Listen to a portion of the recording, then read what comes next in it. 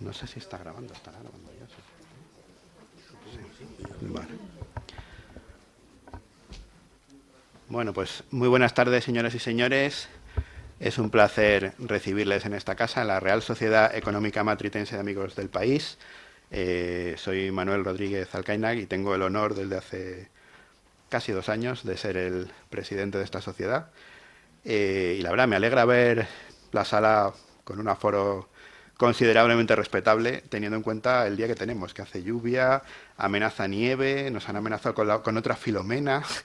Esperemos que no, yo lo oí esta semana, no sé si lo han oído ustedes. Yo por un lado me apetecía, pero por otro lado, para la matritense es mala cosa, porque se nos bloquea la puerta y no hay quien llegue luego. Bueno, ya saben que en esta casa seguimos nuestro lema de Socorre enseñando desde hace casi 250 años. Y entre los temas que tratamos, uno de los más destacados, como no puede ser de otro modo, es la historia, y en concreto la historia del siglo XVIII. Y lo primero que quiero hacer hoy es agradecer a la doctora doña Maribel Piqueras que haya tenido la deferencia de estar aquí con nosotros y de compartir sus conocimientos sobre un tema además que viene mucho a juego con la casa, porque el infante Don Luis, todo este tema, ya saben, del palacio que hay en Boadilla, que estuvo ahí abandonado mucho tiempo. Bueno, ya me consta, porque estaban antes aquí hablando, que hay varias personas que han participado en su salvación, lo cual tenemos que agradecer todos, porque yo sí, vamos, yo me crié por la zona, entonces conocía el asunto, y la verdad que es penoso lo que pasa en España a veces con este tipo de monumentos. Bueno, por suerte parece que más o menos está la cosa, al menos hemos salvado los muebles en este caso. Y bueno, pues nada, tenemos hoy velada dieciochesca en la matritense. Así que, como siempre, le voy a ceder la palabra a nuestro vocal de Coordinación de Actos Culturales, don Antonio López, que nos presentará la ponente de esta tarde. Muchas gracias. Adelante, don Antonio. Muchas gracias. Buenas tardes y sean todos bienvenidos a esta nueva conferencia. Poco quiero decir para no restar espacio a nuestra ponente de hoy. Es verdad que muchas veces la justicia no existe en su plenitud, en la historia y en la ciencia tampoco. Evidentemente todos conocemos quién fue la primera persona que salió al espacio exterior, la primera persona que pisó la Luna, pero pocos conocemos quiénes están detrás, quiénes han hecho posible que eso ocurra, incluso con sacrificio de sus propias vidas. Hay cierta injusticia en esa ocultación y eso pasa en la historia. Pero esta tarde la profesora Piqueras va a venir a socorrer un poco, siguiendo el lema de esta casa, parte de esta injusticia, rescatando a un personaje que no es en absoluto popular y conocido, pero que, como veremos a continuación, merece su puesto en la historia. Además, viene a hacerlo quien mejor tiene posibilidades, como es la doctora Piqueras, que nació en Madrid en 1965 y nada más terminar su licenciatura en Historia, comenzó ya su labor profesional. Pocos años después culminó el doctorado, donde pasó de la enseñanza media a la enseñanza superior en la facultad. Algo enseguida descubriría que su gran vocación es difundir el patrimonio de Madrid. Su formación académica y sus dotes como comunicadora y su afán emprendedor la han llevado a promover incluso la creación de otras empresas. Tiene varios libros publicados, en concreto Carlos V y la emperatriz Isabel, las comunicaciones en Filipinas durante el siglo XIX, Don Luis de Borbón, figura clave en Madrid. Y desde luego es importante reseñar, así me lo ha pedido la doctora Piqueras, que actualmente forma parte del Consejo Cívico del Paisaje de la Luz. Esto es una pequeña parte de lo que adorna a nuestra ponente de hoy. Profesora Piqueras, muchísimas gracias por su presencia aquí y por ayudarnos a conocer mejor a un personaje oculto en la historia. Yo solamente puedo decir, ya que no está José Ignacio hoy, que una recomendación, por favor, vigilen que encienden sus teléfonos móviles cuando hayamos salido. Muchas gracias. Eso voy a hacer yo. Lo primero. Sí, es importante lo de los teléfonos móviles, porque hay veces que resulta complicado, porque, hombre, no es plato de gusto tener que llamar la atención a la gente, pero hay veces que la gente, de verdad, no es el caso, por supuesto, de ustedes, pero... Me encantó el último libro. Pero bien, no pasa nada. Bueno. Esto... Ya está conectado. Sí. Ah, muy bien. Adelante. Bueno, pues buenas tardes a todos los asistentes que habéis hecho el esfuerzo, ¿no?, de acudir aquí a la Real Sociedad Matritense a conocer un poco la historia de otro personaje del siglo XVIII y además con el tiempo, yo os lo agradezco un montón, el tiempo que hace, ¿no? Y siempre salir fuera, pues cuesta un poquito. No sé qué conocen de la figura de don Luis de Borbón. Normalmente cuando pregunto, antes de empezar una conferencia, pues es verdad que la gente dice el hermano de Carlos III, el de Boadilla, el padre de la condesa de Chinchón, un poquito, poco más, no se sabe mucho. Goya a lo mejor puede salir, no se sabe mucho más. Y a mí me gustaría que una vez que han escuchado y además que lo ven visible a través de las imágenes, todo lo que aportó a la historia de España, pues se hagan amigos de este personaje, ¿no? Pase a ser pues un trocito más de su vida, de sus conocimientos. En el infante don Luis, yo me acerqué a él porque se me ocurrió meter, porque en la empresa que tengo cultural, hago visitas por Madrid, pero no solo al patrimonio de Madrid, es de difusión del patrimonio de Madrid.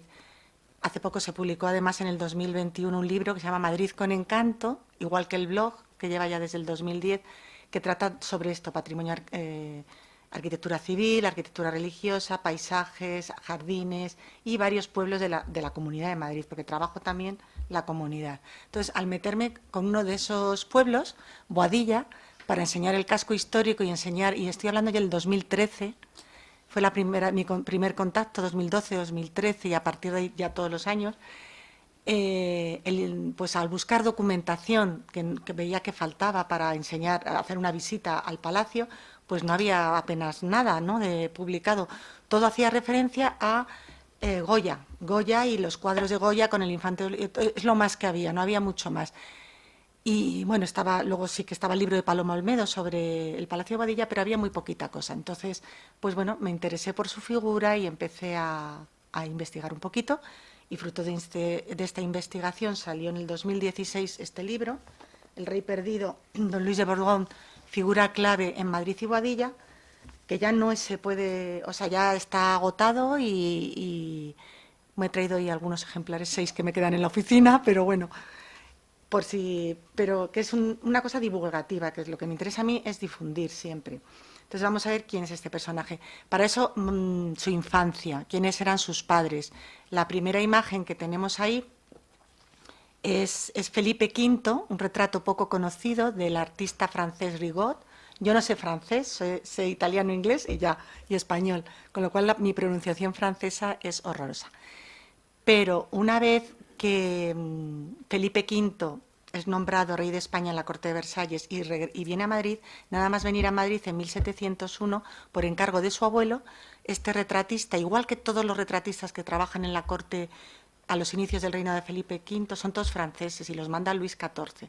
Entonces, Rigaud le hizo este retrato de Felipe V, jovencito, en 1701, a la moda española. No es el típico retrato que traiga la casaca francesa y el pañuelo, ¿no?, de seda. No, no, no. Aquí viene a la moda española, negra. Sí que trae la banda azul de la Orden del Espíritu Santo y encima lleva el toisón de oro. Pero bueno, la moda y la corona aquí encima del cojín. Entonces, Felipe V. Felipe V...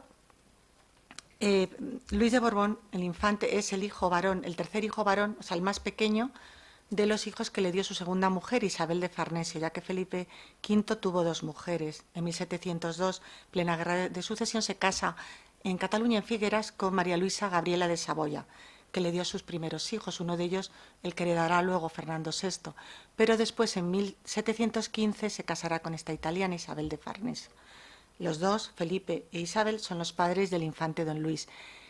Felipe V va a ser un poco problemático en cuanto a su personalidad, porque se crió en Versalles, como sabéis, en una corte donde pasaban bastante de él. El Luis XIV y el ambiente de Versalles era lujo, poder y sensualidad, y a él no le iba nada a eso. Desde chiquitín perdió a su madre con 7 años, su padre pasaba de él, su abuelo igual, entonces le cría un poquito la tía abuela y un médico y un filósofo que están con él y que un poquito le orientan hacia una moral muy, muy restringida, como muy escrupulosa sobre lo que es la vida, y entonces él va a ser un personaje melancólico en el cual le va a faltar ese amor. Y esa melancolía y esa actitud a veces bipolar, no muy activa a veces para lo militar, pero otras veces si un día no salía de la habitación ni quería participar para nada en política, eso lo va a vivir su hijo desde pequeñito en su casa, ¿no? Sin embargo, en 1715 se casa con Isabel de Farnesio, de la zona de Parma, al noroeste de Italia, y se casa un poco engañado porque la habían engañado los diplomáticos diciendo que era una mujer muy dócil, ¿no? que se iba a dejar manejar y todo eso. Y entonces se casan en pleno invierno en el palacio, que a lo mejor lo conocéis, del Infantado, en Guadalajara. Ahí se casan en un palacio precioso. Y nada, y no salen de la habitación. O sea, se casan y ahí están todo el rato en la habitación. Isabel de Farnesio aquí está retratada en 1723 por otro francés, Jean Ranc, muy delgadita ya todavía, ¿no? A pesar de comer tanta pasta y mantequilla, eso que le encantaba, y quesos italianos, con el corsé, todas las joyas aquí en los broches, los encajes, el manto de realeza, bueno, todos los broches, el tocado que lleva, la peluca, y el infante Luis va a coger un poquito los ojos, la parte de arriba de su madre, y otros rasgos son más borbones. Bueno, en 1715, como os digo, se casa, ya en 1723 es este retrato que estará pintado precisamente por orden de Isabel de Farnesio, que mandó al retratista Jean Ranc a hacer una serie de retratos de ella, de Felipe V y de sus hijos, para colgarlos en las paredes de la granja, del Palacio Real de la Granja. Todos estos retratos estarían allí. Y este es el primer retrato más antiguo que tenemos. Bueno, el primero que tenemos, el único que tenemos del niño, del infante Luis pequeñito, con 4 añitos. Eran todos retratos ovalados, los retratos que hicieron de sus hijos, de los infantes. Y aquí tenemos a la moda francesa, ¿no? Con la casaca bordada, las mangas para atrás, los puños de encaje, el pañuelo de seda, todo, la banda de nuevo del azul de la Orden del Espíritu Santo francesa, y un perrito.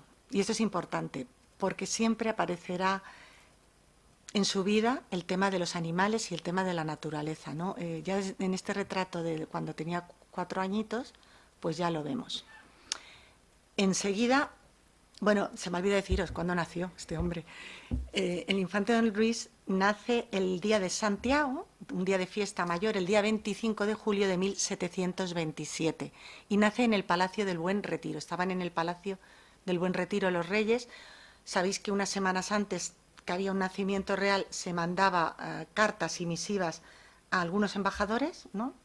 El de Venecia, el de Austria, bueno, algunos, a gente de los consejos, a secretarios, para que estuvieran presentes en el cuarto de la reina, no en el cuarto del dormitorio en sí, el cuarto de la reina era el ala, como se decía, el protocolo Borbón, en el momento del nacimiento. El niño nace en el Palacio del Buen Retiro y su infancia enseguida va a dejar Madrid, porque por razones médicas, por ese estado de salud que tenía su padre, lo van a irse la familia real y toda la corte, y don Luis con ellos se van a trasladar al sur de España, a Sevilla.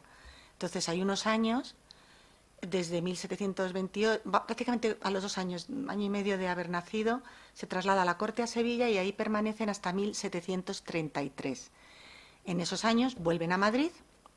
Se ha producido, bueno, ya antes de que nazca, se produjo la abdicación de Felipe V en su hijo Luis. De hecho, a este niño le van a poner Luis, no solo por su abuelo Luis XIV, sino por homenaje a su hermano fallecido, que había fallecido 3 años antes, Luis de Borbón, otro Luis de Borbón. Hay varios Luis de Borbón, no confundir. Luis de Borbón I, el hijo de Felipe V y María Gabriela de Saboya, donde abdicará a su padre y estará año y medio, no más. Muere en 1724, en el 27 nace le vuelven a llamar Luis de Borbón, y al hijo que él tuvo luego también Luis María de Borbón será. Y bueno, pues en el 33 vuelve la corte a Madrid y Isabel de Farnesio se le plantea un problema. Ella, ya os digo, no era lo que parecía, es una mujer con mucho carácter, una mujer muy culta, una mujer que sabe pintar, que sabe música, que sabe agradar a su marido y buscar todo lo que le gusta a Felipe V, y es realmente la que gobierna. He intentado traer imágenes, algunas poco conocidas, porque sé que hay un retrato de la familia real de Felipe V, de Fanlú, que es muy grande, que está en el Museo del Prado, pero es muy conocido, sale toda la familia real, sale el rey mayor, el eje de ese retrato es Isabel de Farnesio, es la que está en el centro, y pegadita detrás de ella, en rojo, porque ya había sido, ahora veremos los cargos eclesiásticos, nombrado obispo, está vestido de rojo el infante, siempre como a los pies de su madre, no, al ladito de su madre, arropado por su madre. A la izquierda en ese retrato sale Fernando VI, que el futuro príncipe de Asturias, no era todavía, y a la derecha los otros hermanos varones y las niñas, ¿no?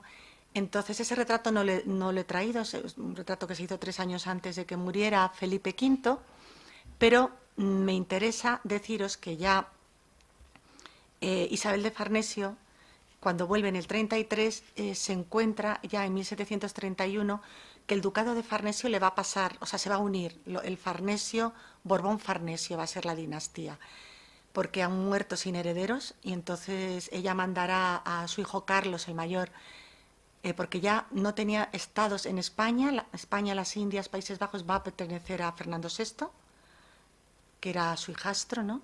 Y entonces ella piensa, dice, tengo que colocar a los otros varones y a todo lo que tengo, ¿no? Los va haciendo ella misma, las alianzas diplomáticas de su familia.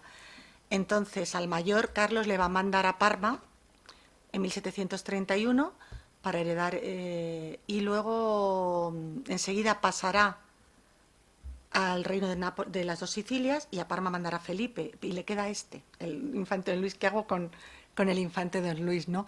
Entonces hay otra vía, estamos en el antiguo régimen, ahora esto es incomprensible, dices, pero bueno, pero en el antiguo régimen los arzobispados, bueno, eran señoríos eclesiásticos, se funcionaba a base, muchas veces el obispo, bueno, tenían unas rentas muy grandes, entonces hay un momento que es 1733, justo cuando llega a la corte a Madrid, que empiezan a solicitar Felipe V primero encomiendas militares porque este hijo no tiene nada. Entonces vamos a buscar encomiendas militares y también la Orden de Santiago, o sea, hacer de caballero de Santiago. Al año siguiente, 1734, muere el arzobispo de Toledo. Digo porque las fechas son muy importantes. Muere el arzobispo de Toledo. Toledo no era la ciudad y ya está. O sea, el obispado no tenía solo lo que es la ciudad de Toledo, la provincia, sino que el obispado de Toledo era el más grande de España en cuanto a rentas, señoríos, territorios y bueno, gente que dependía y diócesis que dependían de Toledo. Madrid dependía de Toledo y era la corte, o sea, estaba aquí, es algo que no se entiende, residía la corte aquí y Madrid no tenía obispo porque dependía de Toledo, ¿vale? Entonces, y esto también es muy importante. Entonces, al morir el arzobispo de Toledo, que ya os digo, era una extensión enorme, cogía parte de Castilla y León, Castilla-La Mancha, incluso de Andalucía, el arzobispado de Toledo, Isabel, la propia reina, mandó misivas a través del representante de España en Roma, ante el Papa, misivas para que ese arzobispado dárselo a su hijo, el infante don Luis. El niño tenía 7 añitos, vamos, tenía muy poco. El Papa lo veía muy pequeño, el Papa era Clemente XII, me parece. Lo veía muy pequeño y no se lo quería dar. Entonces decían, bueno, pero es que ya hubo un precedente, es que el cardenal infante don Fernando, el hermano de Felipe IV, ya fue pequeñito y ya fue cardenal infante. Y al final están 4 años de duras negociaciones y en 1738 le dan el arzobispado le nombran arzobispo de Toledo al infante don Luis de Borbón. Es un cargo que y luego va a ser arzobispo de Sevilla, también porque pasará lo mismo. En 1738 muere el arzobispo de Sevilla y le nombran arzobispo de Sevilla, que es cuando hay un cuadro cuando es más chiquitito todavía del infante, cuando es arzobispo de Toledo, que no lo he traído, pero he traído que es de un seguidor de Fanlú, que se llama Antonio González Ruiz, y es de 1742, al año siguiente de haberle nombrado arzobispo de Sevilla. Entonces, en este cuadro, pues muy al estilo de Fanlú, ¿veis? Pues todo la decoración pomposa que ponen, la escalinata de mármol, la consola y los muebles todos de madera, ¿no?, de barroca, pintados de oro, el esto de mármol, todo el cortinaje, las columnas, todo es idealizado. Y aquí está el infante, bueno, no se ve un poco, pero ahí es el solideo que llevan los cardenales, rojo, de seda roja, a juego con la sotana roja, el roquete de encaje blanco, toda la capa, y por supuesto las condecoraciones que llevan del Espíritu Santo y la de el toisón de oro. Aquí lleva unos libros todos religiosos, un reloj que siempre que aparece con la monarquía o con un obispo, con una autoridad, es símbolo del cumplimiento del deber, ¿no? De que es una autoridad, símbolo de la autoridad. Y este es el retrato. También tengo que comentar una cosa, porque le harán cardenal también, no solo arzobispo, sino coge Toledo, Sevilla y el cardenalato con el nombre de la Scala. Había una figura jurídica dentro del derecho canónico que hoy no existe, que se quitó en el siglo XIX, y esto es muy importante decirlo y conocerlo, porque a veces en internet ves, ala, obispo, y luego tuvo hijos, y luego no sé qué, bueno, vamos a ver, había una figura entonces que se llamaba el cardenal diácono. ¿Esto qué quiere decir? Que no eran sacerdotes, nunca fueron ordenados sacerdotes, ni con votos como sacerdotes de castidad, de pureza, de obediencia, nada. Eran diáconos, una figura que hoy no existe en la Iglesia, pero que entonces sí existía. Con lo cual, en lo que se ordenó, lo que él fue como miembro de la Iglesia y como obispo era cardenal diácono, nunca se ordenó sacerdote. Era muy chiquitito, y también es curioso que precisamente por ser cardenal diácono y por ser tan joven, porque aquí es adolescente, que ya tendrá, es 1742, nació en el 27, pues no, menos, 13, 14, sí, no llega a 15, pero se le ve que es adolescente. Entonces, es muy curioso que el tiempo que él ejerce el cardenalato no haya publicidad de su cargo, él nunca visita sus diócesis, él nunca, lo hace el marqués de Scotti, es el que se encarga de nombramientos y de todo. Y bueno, es curioso, pero a pesar de que no se ve su figura bueno, y no estaba tampoco preparado ni en Derecho, ni en Latín, ni en Historia, ni nada. La formación que tenía no era para, que le dio el marqués de Scotti no era para llevar este cargo, ¿no? Sin embargo, en el patrimonio religioso de la época que ha quedado, sí que se nota que el hijo de Isabel de Farnesio era infante, porque la reina ya se encargó de que a través del arte quedara manifiesto en dos cosas he traído muy llamativas, pero hay más. Quedara manifiesto que su hijo era cardenal infante, que era el cardenal de Toledo, ¿no? Una de ellos, no sé si conocéis el Palacio Arzobispal de Alcalá de Henares o la ciudad de Alcalá de Henares.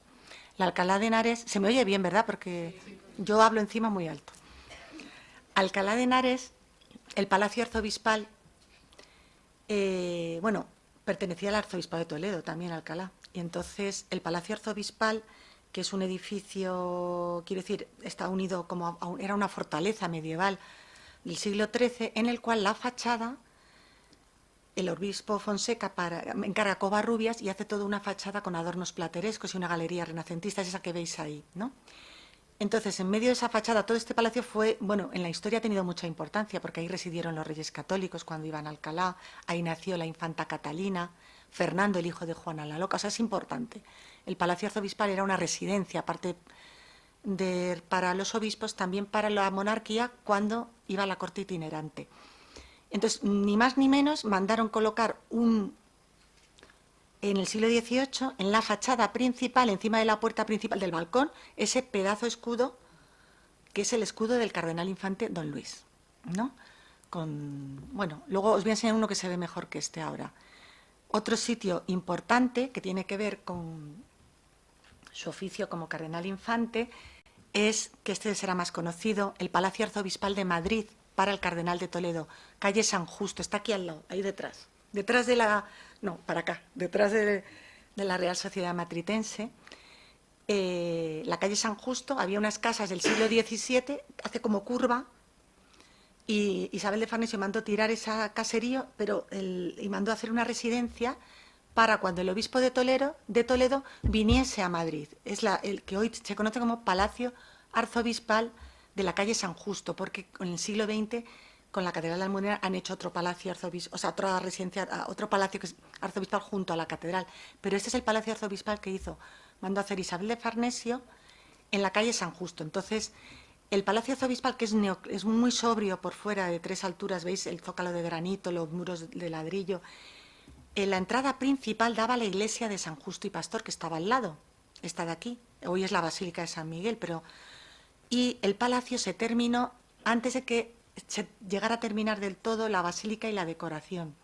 ¿Qué pasa? Que con el tiempo, cuando ya hacen la fachada, adelantan la fachada de la basílica y queda el palacio, la puerta aquí, queda encajada en un pasadizo, ¿no? Y no luce tanto, pero bueno, era el palacio que utilizó, que se supone que ella hizo para que su hijo lo... Este escudo sí que se ve mejor. Este es el escudo del infante Don Luis. Escudo del infante Don Luis que cubre lo que era la antigua iglesia de los Santos Justo y Pastor, que hoy se llama Basílica de San Miguel. Entonces, aquí el artífice de todo esto es, bueno, son dos. El marqués de Scotti, que era el ayo, era también, el marqués de Scotti era un mayordomo de la zona de Parma, también de Piacenza, que vino con la corte que se trajo Isabel de Farnesio de su ciudad natal, de Italia, de su tierra. Entonces vino ya en 1714 a Madrid. El marqués de Scotti le hacen en 1719 como plenipotenciario de todos los intereses del duque de Parma en España, y la reina Isabel de Farnesio le manda ser ayo y tutor del infante, Don Luis, pero le da un montón de cargos más. Entonces el pobre al que menos atendía era el infante. Sí que le enseñó un poco de arte italiano barroco, que el infante pues gustosamente empezó. Los primeros conocimientos de arte se los dio el marqués de Scotti al infante Don Luis. Pero claro, el marqués de Scotti se encargó de reformar pues el Palacio en Buen Retiro, el Teatro de los Caños del Peral, de hacer esta iglesia. ¿Y qué hizo? Traerse de Italia artistas italianos de su zona, de Piacenza, de toda la zona de donde él era. Entonces, ¿qué artistas vienen de su zona? Pues Bonavía, Ravaglio, Rusca, estos son muy conocidos, arquitectos o pintores al fresco, ¿no? Y esos artistas, Bonavía es el que hace la planta de lo que será la iglesia de los Santos Justo y Pastor, dedicada a su hijo, al infante Don Luis. Entonces tiran la antigua iglesia, que era una iglesia medieval, bueno, luego reformada en el Renacimiento del Barroco con su torre alta que aparece en el plano de Gómez Teixeira, de ladrillo. Tiran esa iglesia y el cementerio y todo que iba con la iglesia de los Santos Justo y Pastor, y Bonavía se encarga de hacer un diseño de una sola planta con una altura, bueno, ahora la vamos a ver, pero aquí, como estaba diciendo, me interesaba lo del escudo, porque el escudo del infante Borbón está aquí tapado por una red, que luego comentaré los problemas que tiene esta iglesia también. El escudo del infante Borbón, aquí tiene el capelo cardenalicio, la corona de los Borbones y luego el escudo Borbón, pero debajo aparecen una serie de cadenas, ¿no? La primera, que son con los eslabones de la cruz de San Andrés del toisón de oro, y que cuelga el toisón de oro aquí y la segunda sería la Orden del Espíritu Santo, ¿no? Que son las, todavía no cuando se hace la basílica, todavía no le habían puesto la del Orden de Carlos III. Bueno, mira aquí otra vez vuelve a aparecer el escudo del infante Don Luis dentro de la basílica. Justo aquí está la puerta de entrada, cuando entras a la iglesia, a la Basílica de San Miguel. Lo que pasa es que muchas veces no miramos arriba porque nos duelen las cervicales, pero está toda, ahora vais a ver qué maravilla de iglesia. Esta iglesia es toda del siglo XVIII, es una joya de patrimonio de Madrid, y es una joya en arquitectura, es una joya en escultura, en estucos, en todo, en frescos. Entonces es una maravilla. Y nada más entrar, la primera bóveda que nos encontramos, esta iglesia se hizo entre 1739, la arquitectura, 1745. La inauguraron un poquito después y ya la decoración pictórica se termina avanzado el siglo XVIII. El primero que trabaja en los frescos es Rusca, que es de esos italianos que se trajo Scotti, y el primer fresco, la puerta de entrada, aquí está el escudo de nuevo del infante Don Luis, ¿no? Porque es a quien se dedica la iglesia. Y luego la glorificación de la Virgen, aquí está la Virgen, toda una serie de ángeles, un fresco maravilloso. Estas fotos que veis tan bonitas, esta en concreto os diré algunas que son de Álvaro Benítez, que le conocéis, ¿no? Paco y algunos de aquí. Álvaro Benítez es un fotógrafo que trabaja la temática madrileña, incluso tiene libros de imágenes y colabora mucho con escritores que nos dedicamos a Madrid. Álvaro es estupendo. Entonces, esta foto es de Álvaro y muchas de las que hay aquí, porque en el libro Madrid con Encanto, que están sacadas algunas de estas, pues él hizo la fotografía. Bueno, cuando llegas a la basílica, la fachada todavía, en el momento en que dedican esta basílica, estaba dedicada a los santos Justo y Pastor. Y entonces el medallón principal, esto es un detalle del medallón principal, sobre la puerta, veis la decoración de esta barroca cortesana que se hace en el siglo XVIII, ¿no? Y aquí están los niños Justo y Pastor, que con 7 y 9 añitos, pues es el momento del martirio, ¿no? Está dedicado al martirio. Y aquí está bueno, con la espada que les cortó la cabeza el soldado romano, y arriba unos angelitos con los símbolos del martirio, la corona de laurel y la palma del martirio. La Basílica de San Miguel, antigua iglesia de los Santos Justo y Pastor, vuelvo a repetir, Santos Justo y Pastor, hasta 1892, o sea que en el tiempo que estamos siempre se va a llamar Justo y Pastor, dedicada al arzobispo Don Luis, pero Santos Justo y Pastor. Es una iglesia, como veis, es como un pegote en el Madrid de los Austrias, porque es totalmente, sigue el estilo Borbón. Es una iglesia muy alta, con Bonavía no se le ocurre otra cosa que para que se vea desde todos los lados, hacer la fachada convexa. Entonces es muy alta, es convexa, las torres quedan así, perpendiculares, son bulbosas, no son la típica torre austria, ¿no? Con chapitel de pizarra, las torres campanario, aquí están los ángeles, bueno. Y luego la fachada tiene 3 cuerpos, el primer cuerpo con la puerta, que todo es original del 18, con el medallón que os he comentado antes, y hay una serie de esculturas hechas, algunas por artistas italianos, otras por escultores españoles del 18, que todos los artistas que están trabajando en la basílica están trabajando también en los sitios reales y en el Palacio Real, ¿eh? Porque es que la primera piedra del Palacio Real nuevo se pone en 1738. La basílica se empieza en 1739 y utilizan a los mismos artistas. Entonces, bueno, pues estas son las virtudes, la caridad, aquí no se ve muy bien, pero bueno, la justicia, la esperanza con el ancla y la fe. Aquí el coro, y esta es otra foto de Álvaro, es que mirar qué cubiertas. Es una iglesia única, única en España y única en Madrid. Si vas a Turín te encuentras iglesias parecidas o cubiertas parecidas, ¿no? De Guarino Guarini, pero en España es difícil. Entonces es una sola nave, pero como veis hay mucho dinamismo, hay mucho movimiento, hay mucha luz, es una maravilla. Hay un ritmo musical, que la gente que estudia música, es una iglesia donde se dan muchos conciertos y la iglesia tiene muy buena sonoridad. Pues esta es la bóveda que os he comentado antes, de Rusca, fue la primera que se hizo, y estas dos están dedicadas ya a los niños, al martirio y a la glorificación de los niños Justo y Pastor, y ya las hacen otros artistas españoles del siglo XVIII, los hermanos González Velázquez, los fresquistas. Y bueno, y veis cómo se cruzan, como de las capillas, que hay 3 capillas a cada lado, muy poco profundas, pero muy altas, muy elevadas, van saliendo inclinadas en diagonal, que propicia todo este movimiento, ¿no? De los arcos de arriba. Esta también es de una imagen de Álvaro. Esta es la parte superior de una de las capillas, el retablo. Los retablos los diseñó Ventura y lo hicieron artistas italianos, estuquistas italianos. Solamente en los retablos. Es una iglesia que llama la atención porque la gente se piensa que es toda de mármol. De hecho, me he encontrado en libros y en internet que dice toda la iglesia de mármol. No es mármol, es estuco. Son mármol los altares, la base de los altares que hay en las capillas y el suelo donde está el altar. Pero todo lo demás es estuco dorado, estuco que imita vetas de mármol, ¿veis? Todo es estuco. Y luego, bueno, Isabel de Farnesio era de armas tomar, ¿no? Y entonces ella, al ser la que encargó la iglesia, dijo, yo quiero unos medallones donde se representen mujeres en la iglesia. La figura femenina tiene que estar representada. Entonces, una característica que tiene esta iglesia es que hay 4 medallones en grisalla, aquí os he traído uno, con figuras de mujeres fuertes de la Biblia. Esta es Ruth, con las espigas de la tierra de Boz. Hay otra, está Judith y Holofernes, con la cabeza de Holofernes, y hay 4, ¿no? En total.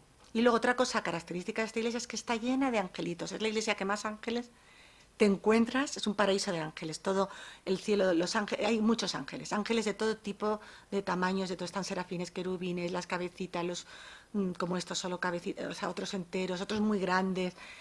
Toda la iglesia está llena de ángeles. Eso se debe, y la alegría de esta iglesia y el movimiento, a que está dedicada a los niños Justo y Pastor. Como son 2 niños, son mártires, niños, van a la gloria, están rodeados de ángeles desde el momento de su muerte, y eso lo manifiestan a través del arte con los ángeles y el orden compuesto, o sea, y el tipo de las guirnaldas, las flores, todo lo que hay en esta iglesia, ¿no? Es otro detalle. Hay muchísimo dorado, hay oro, en pan de oro cubriendo todos los estucos, veis como aquí los casetones. Bueno, este es el órgano, que es otra característica también. Es que tiene muchas originalidades esta iglesia. O sea, el infante Don Luis nos ha dejado, no solo Boadilla, es que ha dejado, gracias a su advocación, o sea, como cardenal, pues ha quedado esta iglesia también de Patrimonio de Madrid, que como os digo es una iglesia única. Entonces, ¿qué la hace única también? El tema de la música. Hay un órgano, este órgano, que no es como se hacía habitualmente en las iglesias. Hago la iglesia, la arquitectura y ahora sitúo el órgano, como en San Francisco, en Santa Bárbara, un órgano, ahí lo coloco. El órgano forma parte de la arquitectura de la iglesia. Este es el órgano, y el órgano, que es de madera, está dentro de la línea de la cornisa. Cuentan con el órgano, forma parte de la arquitectura. Este óvalo se corresponde simétricamente con otro óvalo que hay en el altar. El órgano del siglo XVIII se usó un poquito más tarde, en 1801, no se utilizó hasta más tarde, y hoy en día es uno de los mejores órganos de Madrid. A un alemán en 1974 hay un truco, ¿no? Porque hoy en día con esta caja solo no puedes componer ni música del 19 ni música del 20, pero rompió por aquí, ¿no? Y colocó ahí vengatubos también, y lo cubrió de maderas imitando para que no se notara mucho. Pero es una maravilla. He hablado mucho de la basílica y os contaré otra cosa, ¿no? Del infante Don Luis, porque hay un momento, bueno, que vamos a ver la relación con su hermano Fernando VI, que también es importante. De Fernando VI y el infante Don Luis se ha escrito poco, pero se llevaba muy bien. También se va a llevar bien con Carlos III, pero con Fernando, su hermanastro, era en cuanto muere en el 46 Felipe V y se hacen las celebraciones, ¿no? Las fiestas, los juegos, porque hay un nuevo monarca, tanto Isabel de Farnesio como el infante Don Luis y su hermana pequeña, María Antonia, aparecen en cuadros y en fotos de las fiestas que había en la Plaza Mayor y ellos están en la Casa de la Panadería viendo todos esos festejos. Fernando VI fue su padrino de confirmación, entonces se confirmaban muy pequeñitos, con 7 añitos, y él se confirmó en 1735 en el palacio, en la capilla del Palacio del Pardo, y Fernando VI era su padrino. Él quería mucho, se querían bastante y se trataban mucho.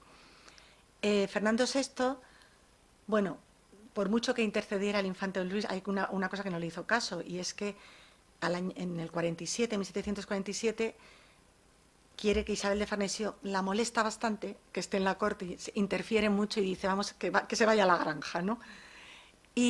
Y claro, Isabel le dice, pero oye, habla primero con los otros hermanos porque ellos no quieren que yo me vaya a la granja. Y él le dice, bueno, palabras textuales, a ver si me pongo, que quiero leeros algunas palabras las palabras tan duras que comentó, pero para que en beneficio de su reinado pues no hubiera interferencias, ¿no? 36. Ahora sí que os voy a leer, porque es que creo que os hace muy bien leer textualmente lo que se dicen en esa época.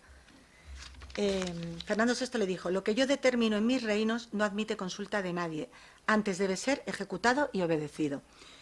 Y Fernando VI también es importante porque cambia el tutor que tenía Don Luis. Don Luis, el marqués de Escoti, el pobre, no había hecho nada, y le pone un jesuita, ¿no?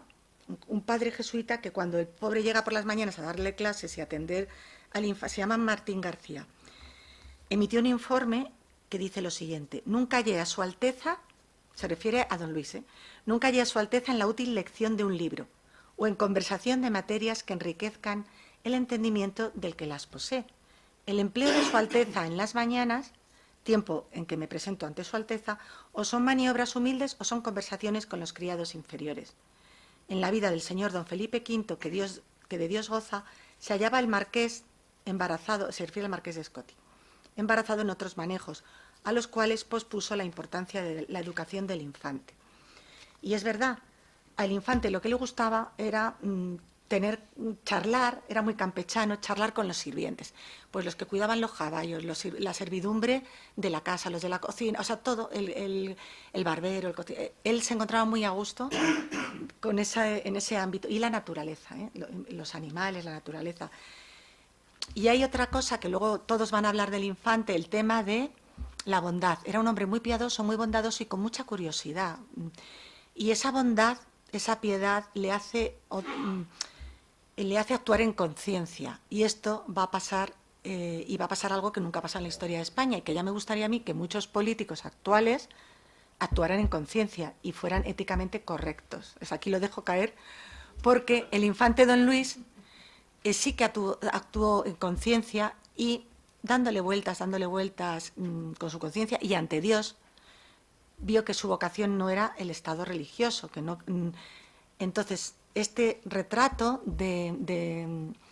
bueno, es una copia de una versión de Mengs, veis que es parecido el estilo a estos de Mengs, de Antonio González Ruiz, seguidor de Mengs, es ya de 1754. Es el año en que el infante don Luis abandona los hábitos religiosos y abandona el estado eclesiástico. Él pidió al Papa, y os voy a leer su carta también, hay muchas cartas la carta al Papa que dice: la vocación más agradable a Dios es la que mayor se adapta a nuestra conciencia, siendo obligación que ésta nos impone más vigoroso de nuestras interiores disposiciones. He entrado en este examen pidiendo al Todopoderoso me ilumine para arreglar mi ánimo sobre la vocación a que debo determinarme, y no hallándose con todos los estímulos que se requieren para cumplir las obligaciones del estado en que creí fijarme desde el principio, permite Dios que sea en el estado secular que yo continúe a honrarle y a servirle, y que rige esta vocación a que soy llamado, por lo que pido respetuosamente a vuestra santidad, me conceda las dispensas que son necesarias, teniendo a bien que le devuelva el capelo que quiso condecorarme. Bueno, su madre se lleva las manos a la cabeza, porque claro, ¿de qué vas a vivir? O sea, es que todas esas rentas que vamos a perder o que vas a perder, no le gustó nada. Isabel de Farnesio presionó para que no abandonara cuando él le comunicaba esto a su madre, pero él se sentía súper tranquilo, en conciencia con Dios, pues ya, y fue adelante la cosa. Y en 1754, de hecho era fácil porque no había sido ordenado sacerdote, con 27 años, aunque parece que tiene más por las imágenes de esa época, tiene 27 años, deja los cargos eclesiásticos y tenemos este retrato, ¿no?, con la chaqueta, también el chaleco y el tisón de oro ahí, y la Orden del Espíritu Santo del infante don Luis. Bueno, ahora deja este tema y lo que va a hacer también es tener mucha relación con su hermano Fernando, mucha relación. Fernando, cuando muere su mujer, Bárbara de Braganza, entra también en locura y en una inestabilidad emocional tremenda y se recluye durante año y pico en el castillo de Villaviciosa de Odón, y el único familiar que está allí, que la acompaña, que es su paño de lágrimas, es el infante don Luis. El infante don Luis está yendo y viniendo. Bueno, también era un poquito espía de Isabel de Farnesio, porque cuando ella estaba en la granja, él era el que iba y venía de la granja para arriba y para abajo, ¿no? Y venía a Madrid. Hay muchas cartas entre Isabel de Farnesio y el infante don Luis de esa época, contándole lo que hace su hermano, el rey Fernando. E incluso hay veces que hay 2 cartas diarias, 2 misivas diarias del infante don Luis a su madre. Pues en Villaviciosa de Odón pasa los últimos momentos con su hermano y al principio bien, luego está un poco agobiado de estar allí también él encerrado en el castillo, pero bueno, el hermano confía en él y el hermano luego incluso, que no tenían herederos, dejará a Isabel de Farnesio como regente, ¿no?, a su muerte, y dice: si pasa algo a mi madre, que se encargue mi hermano don Luis, ¿no? O sea, confía plenamente. Muere el 10 de agosto de 1759 Fernando VI y llega Carlos III. Carlos III ya está en diciembre del 59 viéndose en el Buen Retiro con su madre. Por primera vez conoce la madre a la mujer, a sus nietos, ¿no? O sea, Isabel de Farnesio. Le va a durar poco la mujer a Carlos, pero le dura tan poco que las habitaciones que se pensaron que utilizara María Amalia de Sajonia en el Palacio Real las va a utilizar Isabel de Farnesio, ¿no? Y bueno, y aquí tenemos pues una vinculación entre los dos hermanos muy buena. Carlos y Luis coincidían porque los dos eran grandes amantes también de la caza. Iban a cazar juntos. Iban a cazar juntos a los bosques de Boadilla. Iban a cazar a esa zona y ya el infante quedó enamorado de ese terreno en los años que iba a cazar con su hermano. Así que como tenía muchos problemas, porque la verdad es que no tenía rentas ni nada, ni territorios, ni estados, en 1761 compra el señorío de Boadilla a la marquesa de Mirabal y también ese mismo año a su hermano Felipe el condado de Chinchón. Chinchón no era solo el pueblecito al sur de Madrid. Chinchón era Villaconejos, Villaviciosa, el condado de Chinchón cogía muchos pueblos, ¿no? San Martín de Iglesias. Y bueno, pues el infante don Luis se hace con todo eso. Será conde de Chinchón, el 13º, me parece que es y luego su hijo heredará el condado. Y bueno, y esto es muy importante. Entonces, Boadilla, ahora me meteré, que es el otro gran legado patrimonial que deja el infante, visible, que podamos ver, vamos, ha dejado otras cosas, pero un patrimonio así visible arquitectónicamente, como vemos la basílica, es el Palacio de Boadilla. Entonces, este también, insisto, es un edificio único, porque me gustaría que los que no lo conozcáis os acerquéis a ver Boadilla y comáis allí, que se come muy bien, ¿verdad, Carmen? Y es un sitio para pasear y para todo. Entonces, Boadilla tiene un casco histórico maravilloso. Ya antes de que se haga el palacio, existía allí una residencia que se llamaba de las Dos Torres, por eso se hizo un palacio con 2 torres, en referencia a la residencia de la marquesa de Mirabal, y existían unas iglesias, una iglesia medieval de San Cristóbal y una iglesia, el convento carmelita, del siglo XVII. Entonces, el palacio, pero no había mucho, era todo bosque, campos y cazaderos, ríos, riachuelos. Entonces el palacio es un ejemplar único porque está integrado, es el único que tenemos en España así, integrado completamente con la naturaleza. Es más, abraza a esa naturaleza, a esas colinas, a esos bosques, esos bosques y esos riachuelos que le rodean. Esta es una planta, para que os hagáis una idea de lo que es el palacio, ¿no? El palacio se lo encarga a Ventura Rodríguez, ni más ni menos, que no es uno cualquiera. Es que después de Sacchetti, que fue el ayudante, era un genio de la arquitectura y que ha dejado también en el Madrid de Carlos III un diseño urbanístico que todavía nos queda, ¿no? Y un diseño escultor, pero no solo diseñaba lo que son conjuntos arquitectónicos, sino también esculturas y fuentes y de todo. Entonces el palacio, esta es la planta así del palacio, es alargada.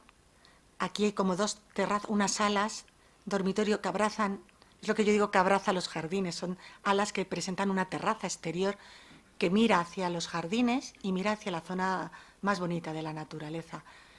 Del palacio, voy a enseñaros un poquito aquí en planta los jardines, presenta 3 terrazas, está escalonado, se adapta al terreno, aquí hay un riachuelo, y había otro riachuelo, otro río viniendo de Pozuelo, y Ventura Rodríguez, para salvar esos ríos cuando iban a cazar y todo, hizo varios puentes. Un puente, el más bonito, está a la entrada de las encinas de Boadilla, del club, de piedra, de granito, y luego hay otro chiquitito aquí, pero muy coqueto, en el río, en el riachuelo que está en la parte esta de aquí, hay otro riachuelo, uno ya con piñas del 18, uno muy bonito.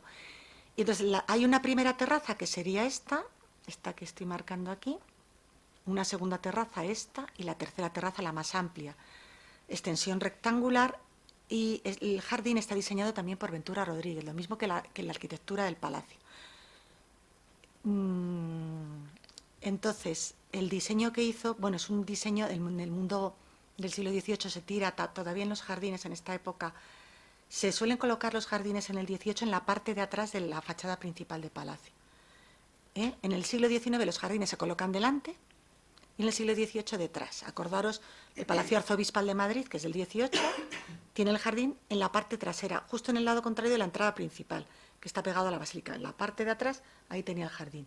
Palacio de Liria, que es del siglo XVIII, el jardín principal, detrás. Siglo XIX los jardines se hacen delante. Marqués de Salamanca, delante. El jardín Linares delante. Entonces, como es del 18, en la parte de trasera, adaptándose las terrazas. La primera terraza es una terraza que es más bien, le llaman el plano estético, la flor estética, con paseos aquí de tilos, de árboles de Júpiter, que recuerdan un poco al árbol de la Pasión por la flor moradita, de magnolios, de rosales, de pérgolas, pensamientos, y luego aquí tiene pues un diseño de boj recortado como en formas sinuosas. Y aquí en el medio un paseo que baja por la escalera principal a la otra terraza. En este paseo una fuente importante que luego veremos. La segunda terraza aprovecha un gran desnivel y ya es para zona agrícola. Y la tercera terraza, lo mismo, todo huertos recortados aquí, como veis, en cuadrículas. Hay 4 portones de entrada, un portón aquí, otro portón aquí, importantísimos y muy grandes y abovedados, y otros portones solo de un arco en la parte de atrás. Bueno, este es el plano original de la fachada que hizo Ventura Rodríguez, que se conserva en la colección sueca. La colección sueca, yo una vez que fui a enseñar una exposición, me reía mucho porque había gente a mi alrededor, entonces veían el cartelito, no sé qué de Ventura Rodríguez, o tal, colección sueca, anda, de Suecia viene. La colección sueca es un título, el duque de Sueca y de Alcudia era Godoy, y luego va a pasar a sus herederos, ¿no? A Carlota, bueno, a la condesa Carlota, y entonces los Ruspoli. Entonces, colección sueca es Enrique son los Ruspoli actualmente. Y aquí veis la fachada del Palacio de Boadilla. El Ventura Rodríguez exteriormente sigue el neoclasicismo, pero interiormente es completamente espacios barrocos cortesanos. Es movimiento, es luz, es un montón de decoración de estucos, de paneles, de puertas paneladas.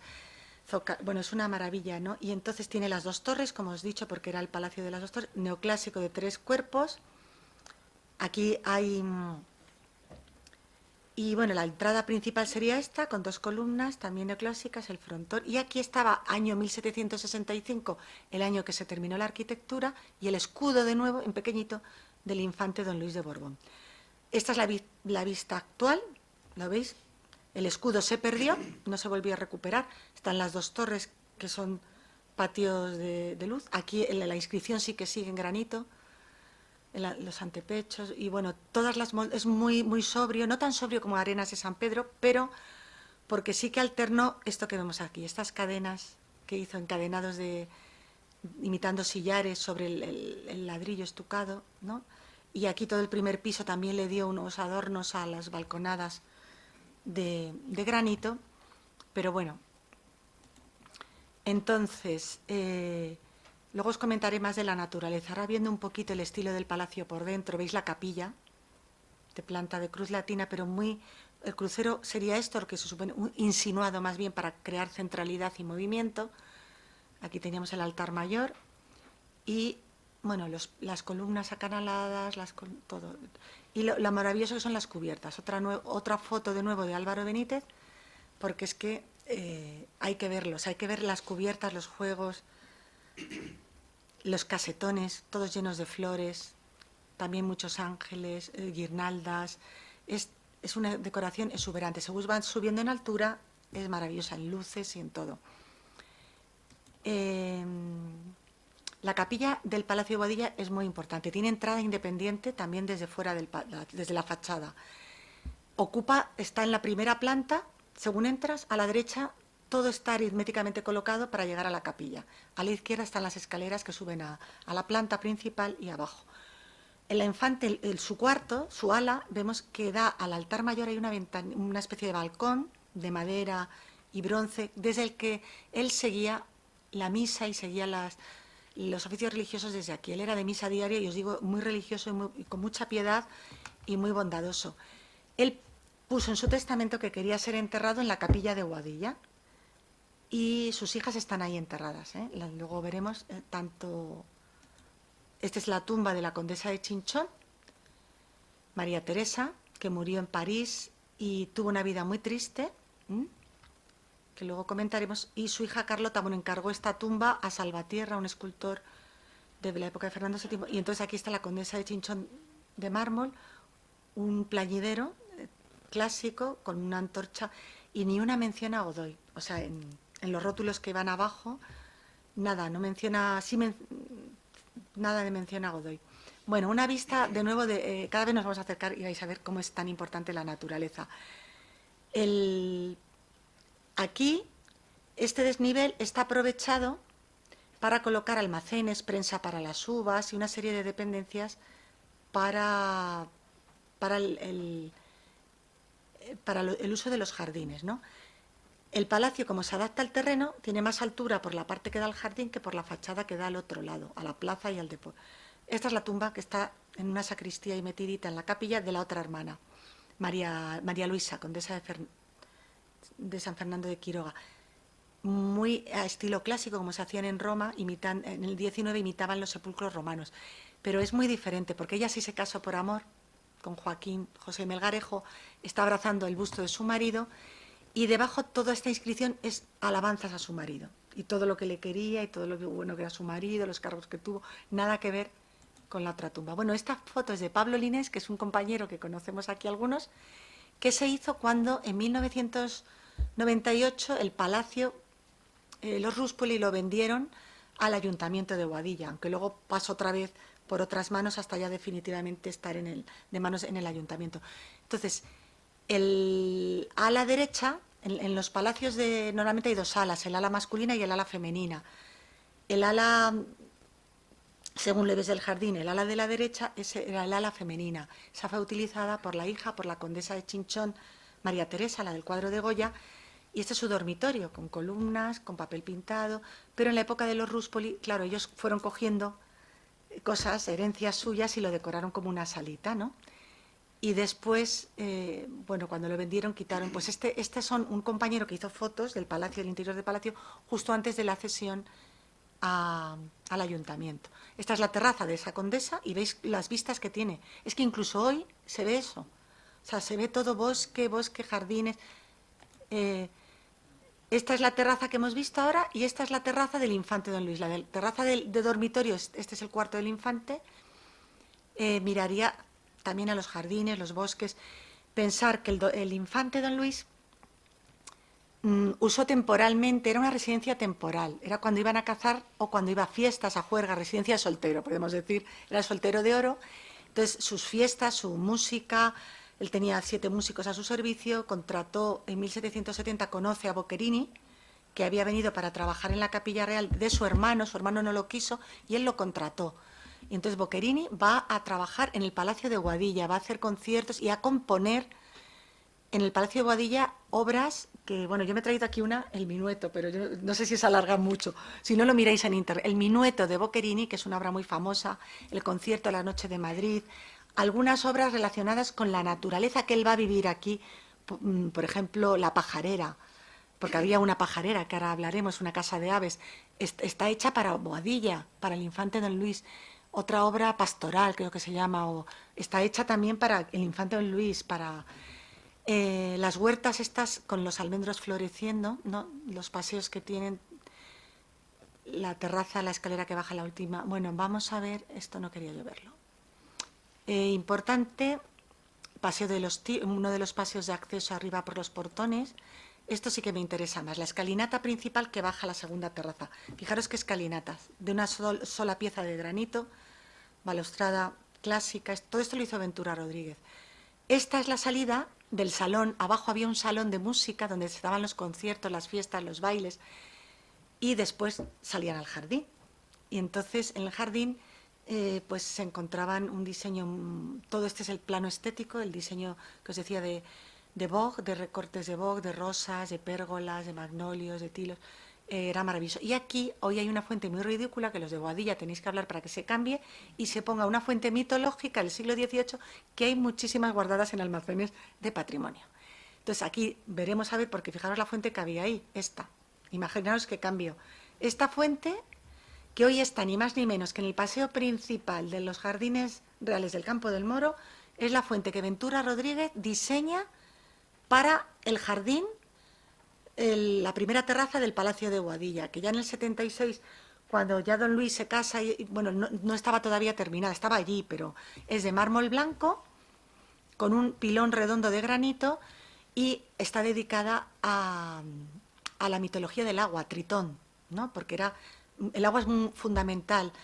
Hizo todo, Ventura Rodríguez creó un sistema de ingeniería que iba desde un depósito que está en alto, el agua, abastecer todo el palacio, abastecer los jardines y luego el riachuelo de la parte de abajo. Entonces es muy importante. Y aquí todo esto está dedicado al agua.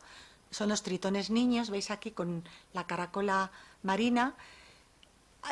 conchas, se llama la fuente de las conchas, por eso los tritones ya adultos aquí, de los cuales del delfín salían 3 chorros, hay 3 tritones y 3 ninfas, y aquí otro chorro que caía de arriba. Bueno, una fuente maravillosa, pero que por desgracia no está donde, porque se vendió, la vendió una de las hijas herederas, la María Luisa, la más pequeña, la vendió a Fernando VII, estuvo en Vista Alegre, en Carabanchel, hasta que pasó en 1848 aquí, hasta ahora, ¿no?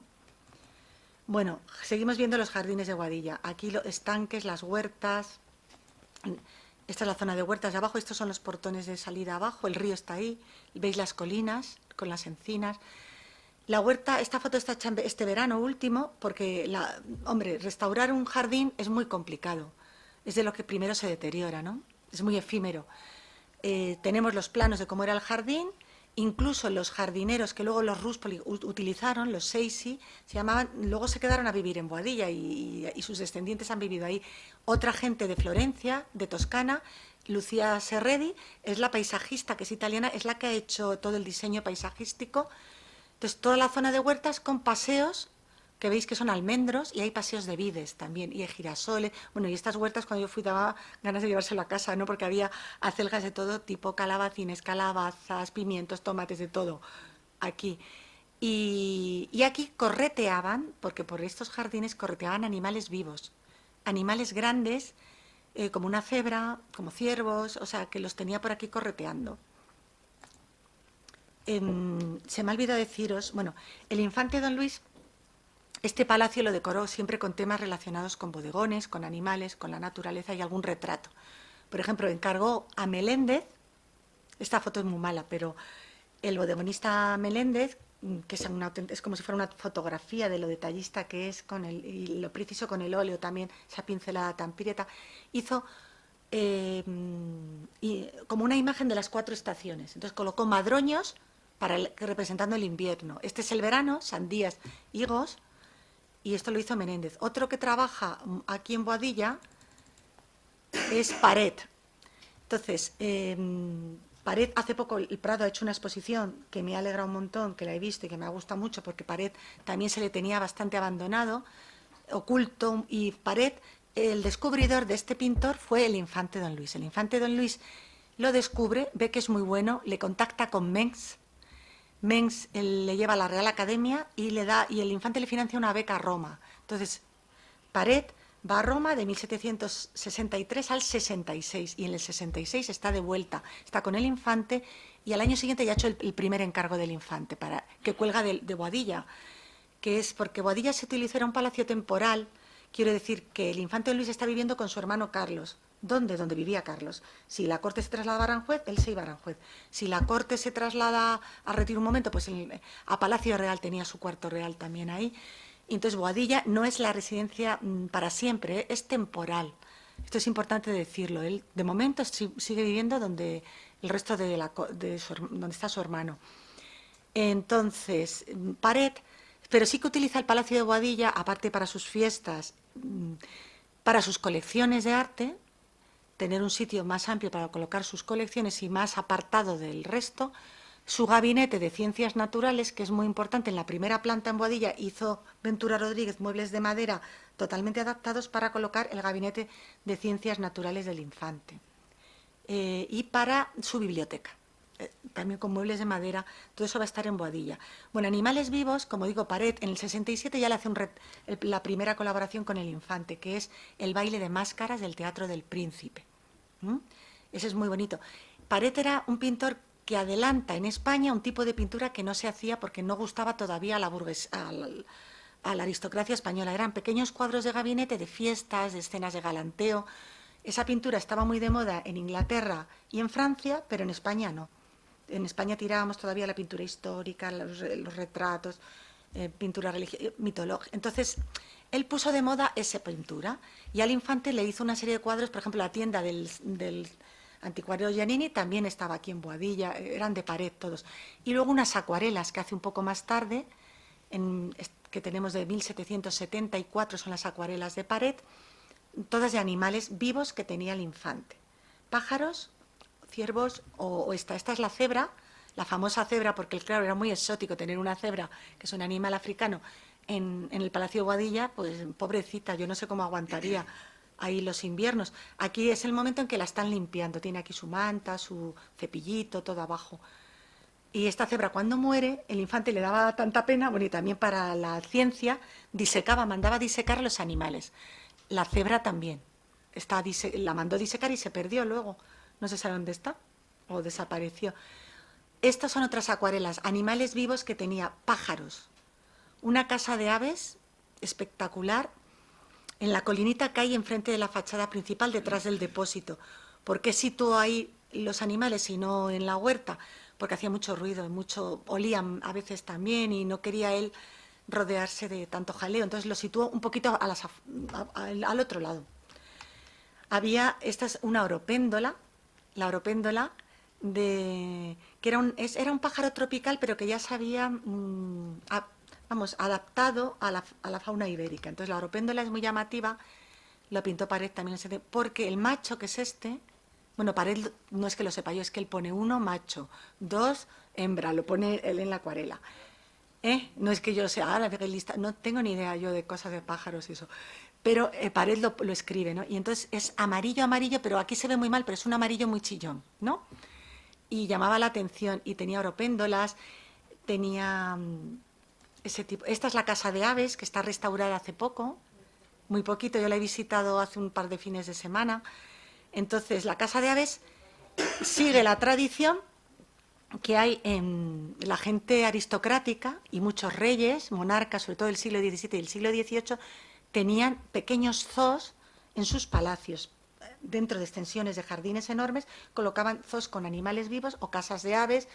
El Palacio del Buen Retiro tiene en el medio la leonera, que se llamaba, y hacían a veces peleas, ¿no?, entre osos, leones, pájaros. Bueno, pues el infante don Luis, aparte de la cera, de ciervos y yo no sé si un oso, yo creo que osos no tenía, pero en algunos documentos dice que sí un oso. Esta casa de aves, esta es la parte exterior, es completamente redonda con un patio abierto en medio, y hay aquí 14 estancias que todavía se conservan, los anclajes en el suelo de las puertas que había y de los herrajes, y detrás se veían las aves. Y aquí, esto que veis aquí son trampillas para darles los alimentos, o por detrás, ¿no?, se entraba. Entonces es una maravilla, porque es que es el único que se conserva en España, y yo diría que en Europa. O sea, todos este tipos de casas para animales se han destruido prácticamente. El del Palacio de Sherborne en Viena se destruyó, la Menagerie de Versalles se destruyó, el del Buen Retiro se destruyó. O sea, el único que queda, yo diría, tengo que investigar, o sea, tengo que enterarme más. En España es el único, y desde luego en Europa me parece que también, la única que. O sea, para que veáis la importancia de este patrimonio. Boadilla la ha restaurado, y la casa de aves tenía una serie de dependencias y también una casa del guarda, y lo ha dedicado a museo sobre el hombre, la relación del hombre con la naturaleza, y una introducción a la importancia que tenía la naturaleza para el infante don Luis. Bueno, el Gabinete de Ciencias Naturales, que he hablado poco, era tan importante que cuando muere, enseguida, bueno, lo va a coger su hijo, el infante, el don Luis, se lo llevó a Toledo, parte, y de hecho hay muchos ese Gabinete de Ciencias Naturales, pero la mayor parte la va a coger el que se encargaba de montar el Gabinete de Ciencias Naturales de Carlos III, porque lo dijo, palabras textuales, que era mucho más bueno el que tenía su hermano, el infante don Luis, que era más curioso, que el que tenía el rey Carlos III. Entonces lo comprará para ampliar el del rey Carlos III. Y el Gabinete de Ciencias tenía instrumentos matemáticos, de astronomía, telescopios, microscopios, cámaras oscuras, tenía una serie de instrumentos, tenía colección de minerales, colección de mármoles, tenía animales marinos, cuernos y conchas de todo tipo, el famoso que le llaman el unicornio, pero es como un diente del narval. Tenía colección de insectos, de mariposas y de insectos de amantes religiosas, de cosas así. Animales curiosos, muchos venían de América, el armadillo, pájaros que se le habían muerto pero que los disecó, también curiosos, un montón de pájaros. Todo eso hoy en día forma parte del Museo de Ciencias Naturales de Madrid, por ejemplo, o del Instituto Greco de Toledo, que se quedó, su hijo se quedó allí, se quedó luego en Toledo. Pero es maravilloso. Entonces, bueno, el infante Don Luis vivía feliz, feliz, feliz. Lo único que le faltaba era tener una mujer a su lado. Quiero decir, casarse. Y él le pide a su hermano, yo es como voy, me estoy enrollando mucho, ¿no? Él pide a su hermano el casarse, ya queda poco. El casarse, ¿no? Pues necesito una mujer, y en el 1775 no, él le manda como 3 o 4 cartas pidiéndole lo mismo. Yo no me quiero entretener leyéndoles la carta. La carta viene a decir eso, oye, es que para eso me hice del estado secular, que necesito una mujer a mi lado, que tal, porque él tenía que dar la autoridad a Carlos III con quién se tenía que casar. Entonces, Carlos III aquí se le plantea un dilema, porque se querían mucho. No es que odiara a su hermano, pero yo titulé el libro El rey perdido porque era el eslabón perdido, quiero decir, a la línea sucesoria a la corona de España, desde la ley sálica, que cambiaron los Borbones, porque hasta entonces podían reinar mujeres, y podían reinar, fijaos, los Trastámara, los Austrias, los reyes católicos, bueno, desde la ley sálica, y luego con la guerra de sucesión prohíben, o sea, queda más o menos prohibido por la hegemonía y el equilibrio que querían las cortes europeas, que un infante nacido fuera de España heredará, claro, territorios fuera de España, y también España, ¿no? Entonces ahí a Carlos se le plantea un problema. Yo como hermano le quiero mucho, pero ¿qué hago con mis hijos? O sea, ¿qué hago con el príncipe de Asturias, Carlos, el futuro Carlos IV? Es que él tiene derechos al trono. ¿Cómo mantengo yo y defiendo esos derechos al trono de Carlos frente a mi hermano? El pobre don Luis no tenía ninguna ambición política, todo hay que decirlo. Pasaba. O sea, a él le gustaba la naturaleza, la pintura, la música, pero de política nada, ninguna ambición. Pero Carlos le hicieron ver algunos alrededor suyo, a su confesor y todo, que a lo mejor había nobles o aristócratas que aunque el infante don Luis no tuviera ambición, a lo mejor se creaba un partido en contra del príncipe de Asturias, defendiendo los derechos al trono de su hermano. Entonces Carlos, porque el propio Carlos, él lo reconoce textualmente, dice, esta real pragmática, o sea, esto fue una espina que llevo en el corazón. O sea, para el propio rey le llamó a la real pragmática espina que tengo en el corazón, del dolor que le dio el tener que haber hecho esta ley, ¿no? En marzo de 1776 para alejar, porque la verdad es que tú lees la real pragmática y lees todo, en realidad era como una ley muy particular en contra del infante don Luis. O sea, iba directamente a su hermano en muchos aspectos. La real pragmática, ¿qué dice? Pues dice que los matrimonios de miembros de la realeza que sean desiguales, o sea, si uno de la realeza se casa con un personaje, hoy lo de hoy no podía darse, ¿no? Actual, si uno se casa con alguien desigual, pierde todos los derechos al trono, pierde no solo los derechos al trono, sino el uso del apellido Borbón, el uso del escudo Borbón, de armas y todos los beneficios que eso repercutía. Y tiene que vivir fuera de la corte, ¿eh? Entonces era muy dura la real pragmática. Y es más, y ahora sí que necesito leer esto porque es que es para que veáis un poco cómo se adapta al caso particular. Dice el rey Carlos, después de que su hermano le ha pedido 3 veces que se quiere casar, que con quién se casa, quedan todas esas cartas en los archivos, ¿eh? Dice Carlos III, no permitiendo las circunstancias actuales el proporcional matrimonio al infante don Luis, mi hermano, con persona igual a su alta esfera, y no pudiéndose por lo mismo combinar con el bien del Estado el casamiento a que su vocación llama, vengo a concederle permiso para que pueda contraer matrimonio de conciencia, esto es, con persona desigual. Entonces me hace gracia porque dice, no permitiendo las circunstancias actuales de proporcionar... ¿cómo que no permitiendo? No habían hecho nada por buscarle una persona dentro de la realeza, y casas reales en Europa en esa época había cantidad de candidatas, quiero decir que es que no les interesó y no quisieron. Entonces, ¿qué persona le proponen? Pues una persona que tampoco es una cualquiera, es una aristócrata, quiero decir, María Teresa Vallabriga, que era una aragonesa, su madre la condesa de Torres Secas, y su padre era un militar, José Ignacio de Vallabriga.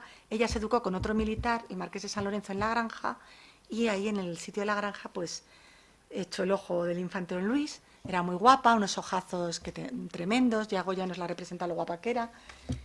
Y bueno, pues se casa con María Teresa, pero claro, tiene que hacerlo fuera de la corte, en el Palacio de Olías, en Toledo. También van a vivir, se casará en el 76, y también el 27 de junio del 76, en Olías del Rey, y van a vivir siempre en palacios que les dejan algunos nobles, el conde de Altamira, el Palacio de Velada, Palacio del Cadalso de los Ríos, van a estar como 2 años pululando hasta que en el 78 se trasladan aquí, a Arenas de San Pedro, que es esta foto que os he puesto, en el Quinto Pimiento, en Ávila, ¿no?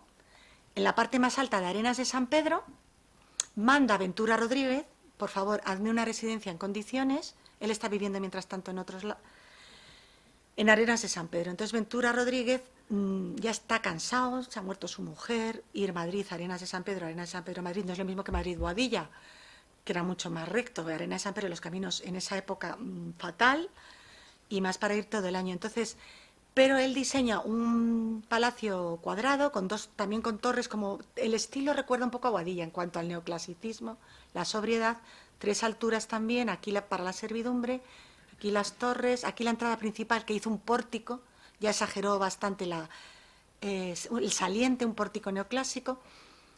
Recuerda a Boadilla también en la extensión 24.000 metros cuadrados de jardines, huertas, o sea, el infante se llevó allí los animales, se llevó allí el gabinete, se llevó allí la biblioteca, se llevó todo lo de Boadilla, las colecciones. Entonces, pero la distribución es diferente, porque mientras que en Boadilla, aquí en la planta baja estaba la capilla, aquí la capilla está arriba con las habitaciones. Y abajo, sin embargo, sí que está el gabinete y la biblioteca y todo eso.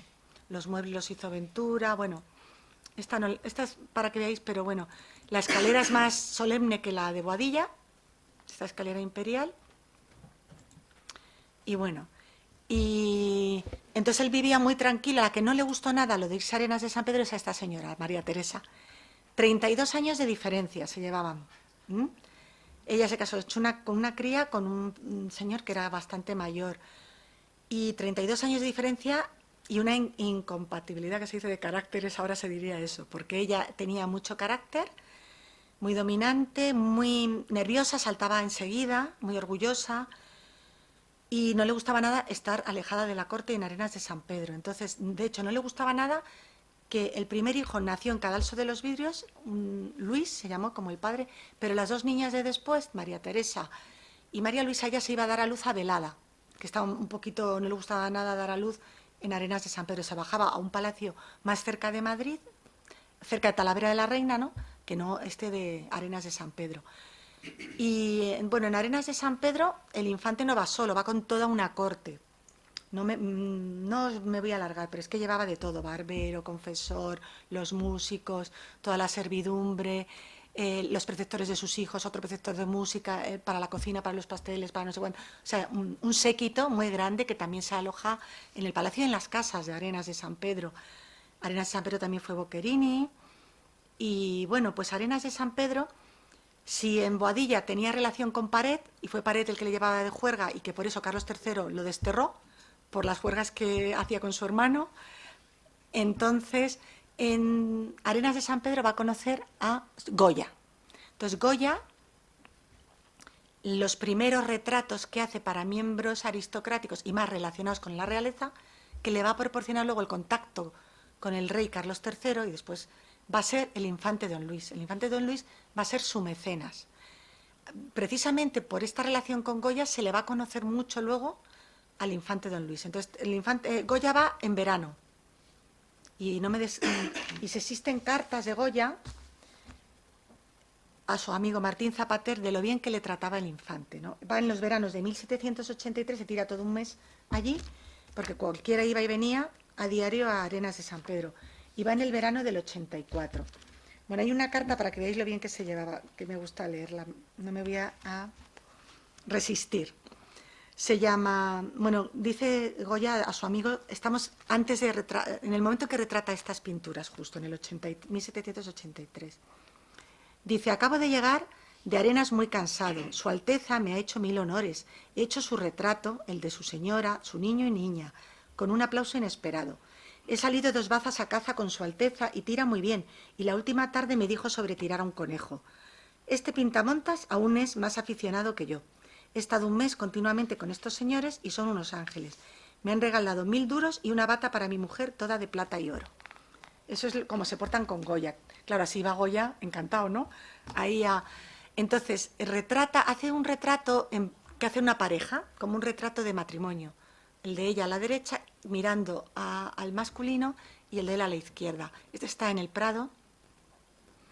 Y el retrato es muy neoclásico, como un medallón clásico, un camafeo, casi, o sea, no tiene ninguna insigne, ningún pendiente, collar, nada, que le regaló su marido muchas joyas, un peinado muy sencillo, sí que está con los polvos estos de maquillada a la época, pero, y el de su marido, este que es de la colección, este no está en el Prado, este es de la colección sueca, es de los Ruspoli, el marido, muy natural, pelo rubio, tal, veis, todo totalmente Borbón, ¿verdad?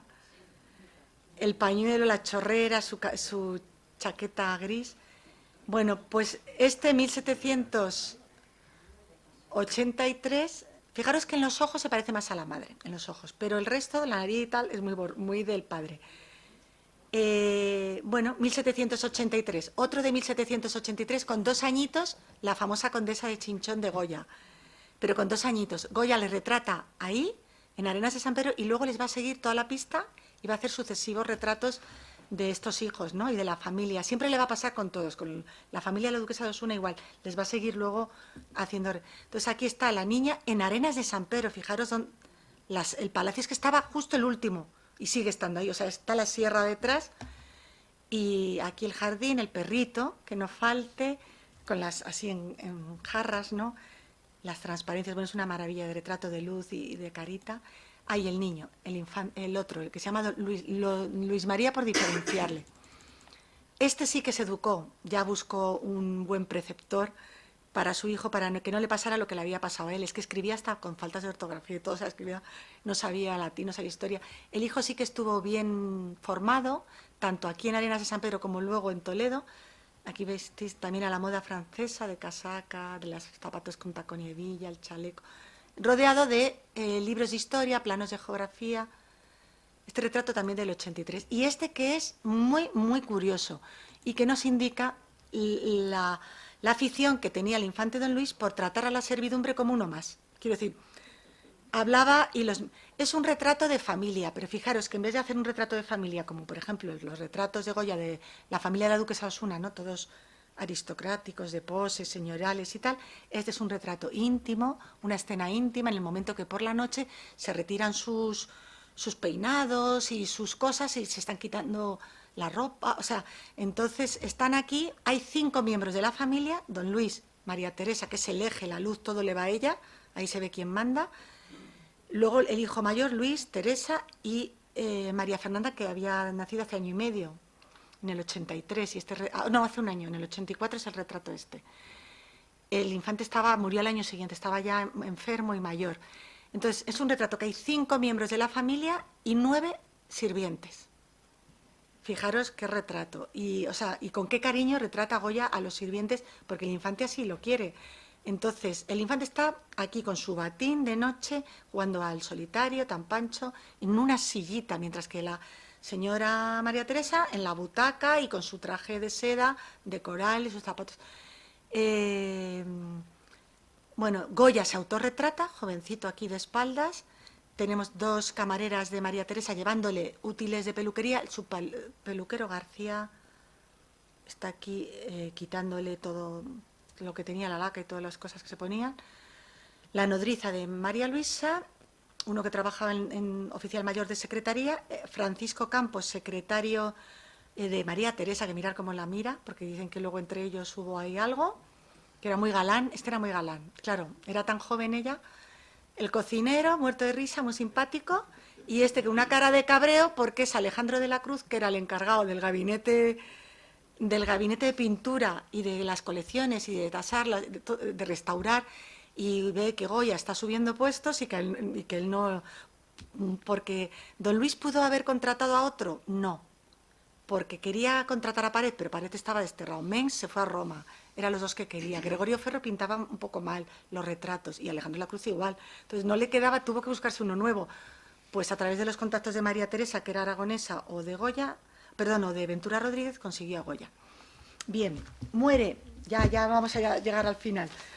Muere en agosto de 1785 y empiezan a no cumplirse su testamento, porque él quiso ser enterrado en la capilla de Boadilla y su hermano Carlos le dejó en Arenas de San Pedro, en la iglesia de San Pedro, de Alcántara de Arenas de San Pedro.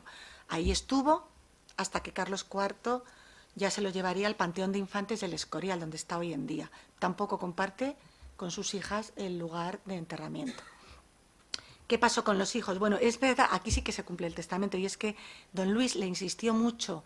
Don Luis, cuando vive en Arenas de San Pedro, no está aislado de la corte. O sea, don Luis sí tenía permiso para bajar a la corte, y 3 veces al año bajaba a donde estuviera la corte. Normalmente en enero iban al Pardo, que estaban de caza, porque era el cumpleaños de Carlos III. Para el cumpleaños, el Santo del Rey, alguna boda, algún bautizo de algún hijo de Carlos, futuro Carlos IV, él bajaba a Madrid, pero prohibidísimo que bajara su mujer. Entonces el que bajaba era él. De hecho, bajó para el matrimonio que hubo de Carlota y Gabriel, que eran los hijos de Carlos III, en marzo de 1785, y volvió muy malo. Los viajes que se daba de para allá para acá, de Arenas de San Pedro al resto de sitios reales, pues él se encontraba ya mal. Por eso en julio muere, pero él le había dicho a su hermano: mira, yo de María Teresa, bueno, no, así no se lo dijo, ¿no? Pero me entendéis, como que no me fío de la educación que pueda, de la reacción de mi mujer a mi muerte, de lo que vaya a hacer con todo, con el gabinete de ciencias, de lo que vaya a hacer con la biblioteca. Entonces tú encárgate de mis hijos. A mí lo que me preocupa es que mis hijos estén bien mantenidos, bien educados, y bueno, que les cuides. Y entonces lo que hizo ni corto ni perezoso Carlos III fue coger a los 3 niñitos, que eran, una tenía 1 año y medio, el otro tenía 3, el otro tenía, o sea, eran muy pequeñitos, y me los llevo a Toledo. A las niñas las meto en un convento de las Bernardas Cistercienses de San Clemente, que os sonará por los mazapanes, en Toledo. Y dentro de Toledo, de hecho, reformaron ese convento, hicieron como un balcón que daba para asistir a las ceremonias religiosas las 2 niñas desde el balcón. Y al niño también a Toledo, pero en el Palacio Arzobispal, o sea, con el cardenal Lorenzana. Entonces, el hijo, lo mismo que el padre, el hijo, que vamos a hablar de los hijos, bueno, por supuesto María Teresa entra en cólera, se pone fatal de los nervios, la tienen que sangrar varias veces cuando pasa todo esto, y lo pasa fatal sin sus hijos, es que los va a ver tarde. Pero, y sin embargo, el mayor, fijaros, sigue la tradición de su padre, va a ser cardenal de Toledo y de Sevilla, igual que el padre, don Luis María Cardenal.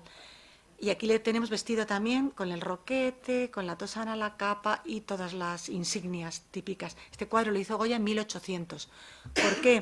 Porque hay un momento en que casan a María Teresa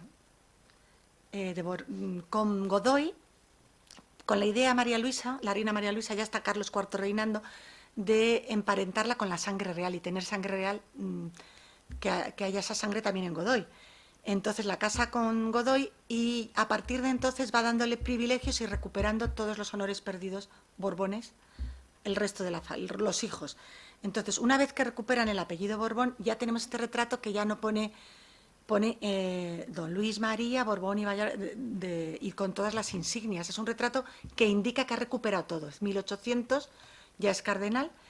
Este hombre era muy culto, también muy piadoso como su padre, muy bueno, y con energía, quiero decir, y va a ser, por ejemplo, en la Guerra de Independencia, cuando toda la familia real sale, él es el único Borbón, el único miembro de la familia real que se mantiene, que va a las Cortes de Cádiz, que va a Andalucía cuando están los franceses cerca de Madrid, y que firma la Constitución. O sea, una firma borbónica en la Constitución de las Cortes de Cádiz. Es el hijo del infante don Luis. No solo firma de la Constitución, sino que como era religioso, era arzobispo y era coherente, dice: un momento, todos los conventos e instituciones religiosas que hayan cogido los franceses ahora se devuelven a las órdenes religiosas que se las han quitado. Hizo la devolución a las órdenes, él lo encargó. Va a casar a su hermana, uno de los 3 años antes de morir, viene en 1717 a Madrid, y en la iglesia si conocéis la iglesia de Santiago de Madrid, al lado de Ópera, hay una placa muy grande, casi entrando a la sacristía, que pone: esta iglesia fue inaugurada por el infante don Luis. Y es que en esa iglesia también casó en 1817 a su hermana pequeñita, ¿no?, con Melgarejo. Bueno, pues un infante que luego va a sufrir el absolutismo borbónico el absolutismo de Fernando VII, y lo va a pasar un poco mal y morirá en ese tiempo, ¿no? Muere en Toledo, está enterrado en la sacristía de la Catedral de Toledo. Esta es María Luisa, pero a María Teresa no se la he puesto porque es muy conocida. Quien no conoce el retrato de la condesa de Chinchón, casada con Godoy, esperando embarazada de Goya, ¿no?, a su hija Carlota. De esa Carlota vendrá luego la herencia que los Ruspoli cogieron, porque se casó con un Ruspoli, un príncipe florentino, y el Palacio de Boadilla pasó condesa de Chinchón, a los Ruspoli, luego al ayuntamiento, etcétera. Y esta es María Luisa. María Luisa, en 1801, también ha recuperado, no se ha casado todavía porque se casó en el 17, pero tiene aquí una banda, es que se ve muy mal, no es azul, es violeta oscura, bueno, en Burdeos, violeta raro, y es la banda de dama noble de la reina María Luisa. Y aquí creo que tiene el retrato de su madre. Ella quería mucho a su madre, está viviendo con su madre en esos momentos. Ya le han dado permiso a María Teresa, bueno, le dieron permiso en el 95 para que abandonara a la madre, la mujer del infante Don Luis, a Arenas de San Pedro, se fuera a vivir a la corte, luego a Zaragoza, se llevó a su hija María Luisa con ella. Cuando la invasión francesa huyen las dos a Mallorca, aconsejadas precisamente por su hermano Luis, luego vuelven y ella muere, pero María Luisa se casa con Melgarejo, pero con el absolutismo, la llegada de los 100.000 hijos de San Luis, va a vivir a París. En París se encuentra con su hermana María Teresa, está viviendo allí y morirá antes que ella en el 28, y ella muere, ya viene a Madrid, y cuando muere Fernando VII, viene a Madrid en 1733, y está, 1833, perdón, ya me lío con y está viviendo ya en Madrid y morirá en San Bernardo. Lo que pasa que muchas de las colecciones que quedaron y la fuente que pertenecía a ella la fue cediendo. Cedió muchos cuadros al Marqués de Salamanca, que luego recuperó. Y bueno, entonces, la testamentería del infante Don Luis tardó mucho en hacerse, aunque en 1797 ya hereda su hijo, el cardenal, hereda el condado de Chinchón y el título de conde de Chinchón, que luego lo pasará a su hermana María Teresa, la condesa en 1803, pero realmente hasta 1800 no se termina, fijaros, desde 1785, de hacer toda la testamentería.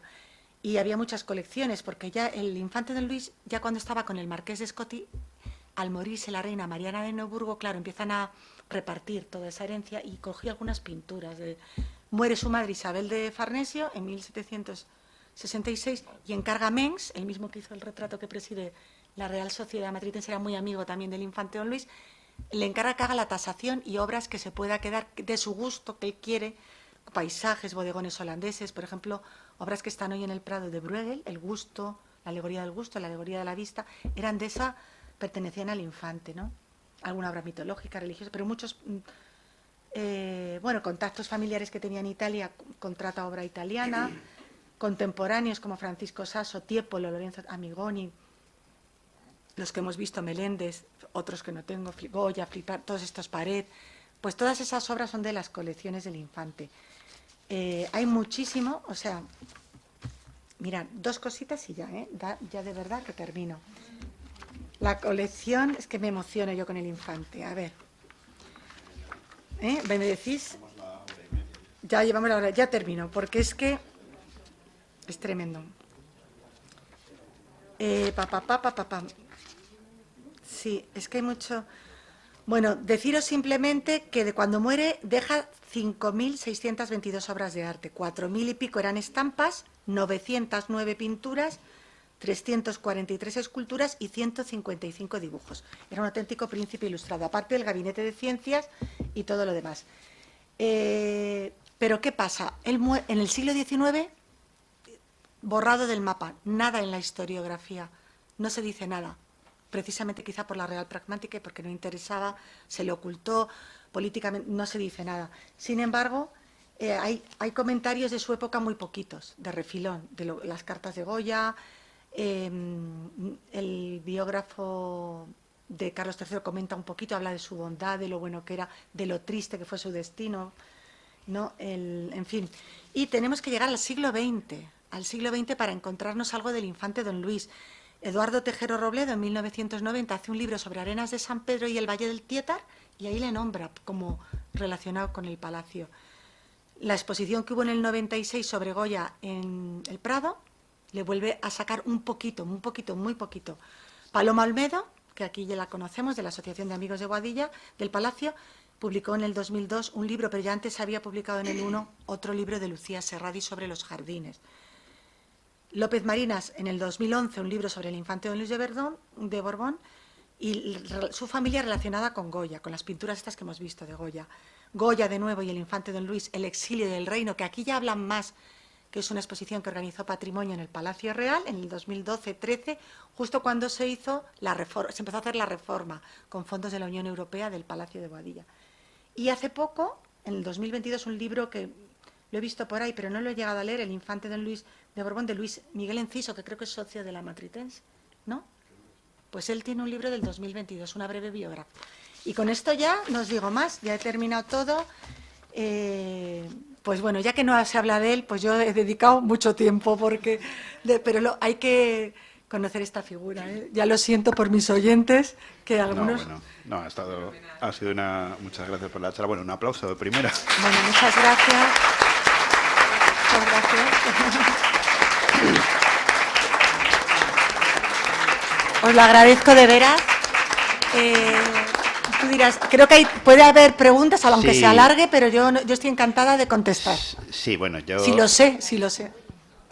Gracias. yo- Yo solo quiero preguntar, es que con tantos nombres, Sí, ¿quién se casó con el príncipe Ruspoli? ¿La hija de María Teresa? Carlota, el primer Ruspoli, florentino, que luego van habiendo ahí matrimonios entre, bueno, los Ruspoli, los herederos, y se van dividiendo, ¿no? Se van dividiendo la herencia, porque hay condesa de Chinchón, Sí, ducado de Sueca Eso es que lo conozco. y marqués de Boadilla. El último título es marqués de Boadilla, que lo dio Isabel II a Carlota. Yo conozco por circunstancias a una chica y dijo un día que había recibido los títulos de duquesa de Sueca y condesa de Chinchón. Sí. Y es tan sencilla. Muy sencillo, Y sí. si la retratan, yo creo que sería igual que el retrato de la condesa de Chinchón, ¿eh? Son iguales. Yo conozco a dos, al marqués de Boadilla actual y su hermana. Conozco a la que es duquesa de Sueca y condesa de Chinchón, que está casada con Sí. un Ruspoli. Sí, Claro. con el heredero. Ahora por eso he sabido, digo, pues mira, Ese es el que más colecciones tiene de los duques de Sueca. pues son una gente Son muy encantadora, discretos. sencilla, Siempre han sido muy discretos, sí. No han sido dados a la revista, ni a Lola, ni a la tele, ni nada. Son muy discretos en general A ver. los herederos. Sí, había otra pregunta por ahí. Sí, tenemos una pregunta por allí. Yo agradecerle a nuestra conferenciante, que me ha interesado muchísimo y me ha gustado, y además estoy trabajando en el tema. No simplemente hacer un comentario que a lo mejor está usted de acuerdo conmigo.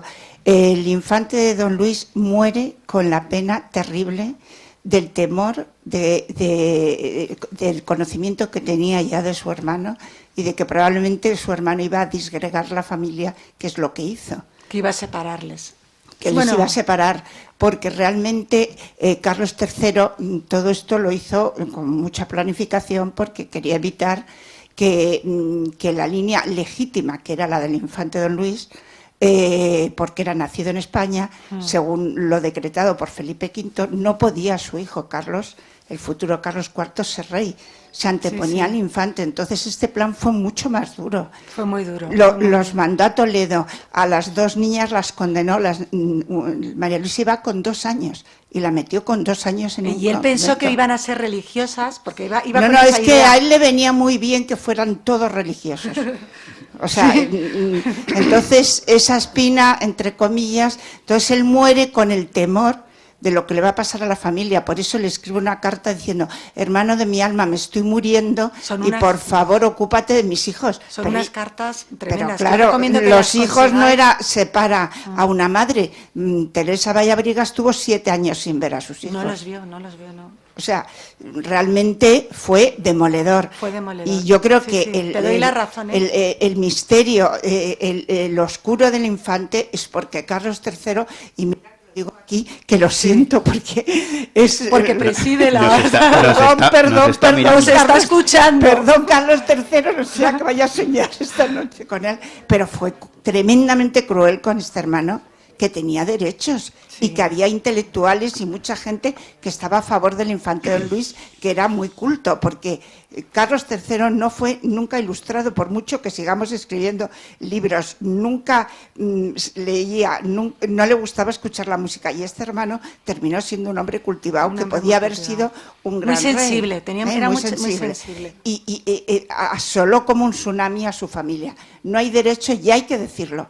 Y la gente que sí. estamos escribiendo y trabajando, tenemos que decir que esta figura pudo ser un camino, y a lo mejor mejor que Carlos IV, con todo lo que nos trajo Carlos IV. Bueno, no. Ahora lo echamos de menos. Perdón, porque No, vas a decir que no te he preguntado. Me parece muy acertado todo lo que has No. dicho, y es verdad. No vamos a hacer historia ficción, ¿verdad? Pero, vale. Bueno, ¿alguna otra pregunta para terminar? ¿Algún comentario? ¿No? Bueno, pues yo solamente decir que la verdad es que, bueno, yo tengo la suerte de conocer a Maribel hace ya algún tiempo y estoy siguiéndola en todo lo que hace, y como amante de Madrid debo decir que tu trabajo, Maribel, Es de Madrid. es de lo mejor que se puede seguir hoy en Muchas día. gracias, Manuel. Y nada, muchas gracias por haber estado aquí esta tarde y gracias a ustedes por Me venir. falta una cosa, perdona, Manuel, que es que no he dicho. He traído, ya es lo último, no, es que como este es una cosa muy divulgativa, que ya se hará en otro momento una edición más completa y corregida, pero como fue lo primero que se hizo así un poquito de divulgación del infante Don Luis en el 2016, y me quedan en oficina, porque ya no se venden, antes se vendía en la Casa del Libro, quedan 6 o 7. He traído aquí algunos, bueno, estos son de Manuel y de la Real Matritense, por si alguien está interesado en... He traído 6, ¿no? Por si alguien quiere a la salida o lo que sea. Por Nada, supuesto. solo eso. Pues nada, muchas gracias a todos por Muchas su presencia gracias, aquí. sí. Solamente recordarles que esta semana en la Matritense todavía no ha acabado, porque mañana tenemos el día 20, viernes, exactamente a las 7, los castillos de las órdenes militares en la Comunidad de Madrid. Un tema interesante. Y el sábado, este sábado 21, tenemos teatro, una composición literario-musical, Madrileños de Adopción, Benito Pérez Galdós y Emilia Pardo Bazán. Así que si quieren volver a la Matritense, mañana y pasado seguimos abiertos. El sábado es a las 7 también. A ver, perdón. Sí, a las 7 también. Siempre a las 7, ¿no? Pues nada, espero veros por aquí. Muchas gracias y buenas tardes. Gracias, Manuel.